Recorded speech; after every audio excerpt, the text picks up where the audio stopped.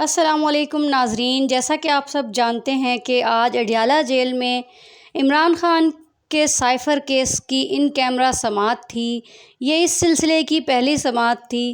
اس سلسلے میں عمران خان کی لیگل ٹیم نے جج ابو الحسنات صاحب کو لاجواب کر دیا، ان کو مشکل میں ڈال دیا۔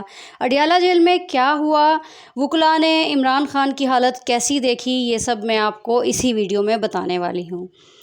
سائفر کیس کا اصل مقصد کیا تھا؟ سائفر کیس میں عمران خان صاحب پر کیا الزام لگایا گیا ہے؟ سائفر کیس میں عمران خان صاحب پر الزام لگایا گیا ہے کہ عمران خان نے بہت حساس معلومات پبلک کر کے ملک دشمنی کو فروغ دیا ہے، یعنی کہ دشمن ممالک کو بہت حساس معلومات فراہم کی ہیں۔ تو عمران خان کے وکلاء کا یہ موقف ہے کہ جب تمام معلومات عمران خان پبلک ہی کر چکے ہیں تو ٹرائل سیکرٹ کورٹ میں کیوں ہوگا؟ جب کہ عوام سب کچھ جانتی ہے، تو ایسا کیا سیکرٹ ہے جس کو اب عوام سے سیکرٹ رکھنا ہے؟ ہائی کورٹ نے اس کیس کا فیصلہ پہلے ہی محفوظ کر رکھا ہے۔ آج اس کیس کے چلان کی کاپیاں تقسیم ہونی تھیں، لیکن وہ بھی تقسیم نہ ہو سکیں۔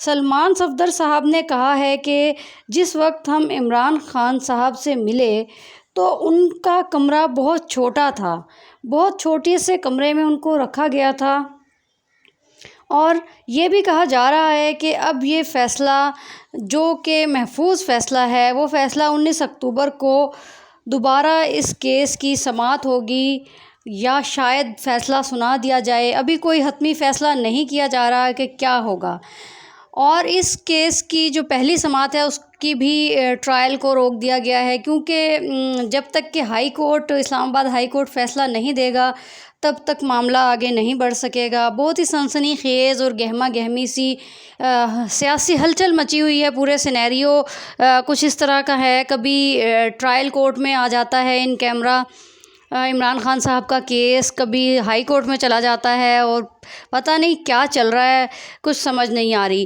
اور اب علیمہ خان کے بارے میں بھی ایک بڑی خبر ہے کہ علیمہ خان کو گرفتار کرنے کی تیاریاں مکمل کر لی گئی ہیں۔ تو پاکستانیوں جاگتے رہو اور سارے منظرنامے پہ آپ نظر رکھیے، اپنی آواز بلند کرتے رہیے۔ اگر آپ کو میری ویڈیو اچھی لگی ہے تو میرے چینل کو سبسکرائب کیجئے، لائک اینڈ کمنٹ کیجئے، اور میری ویڈیو کو شیئر کرنا نہ بھولیے گا۔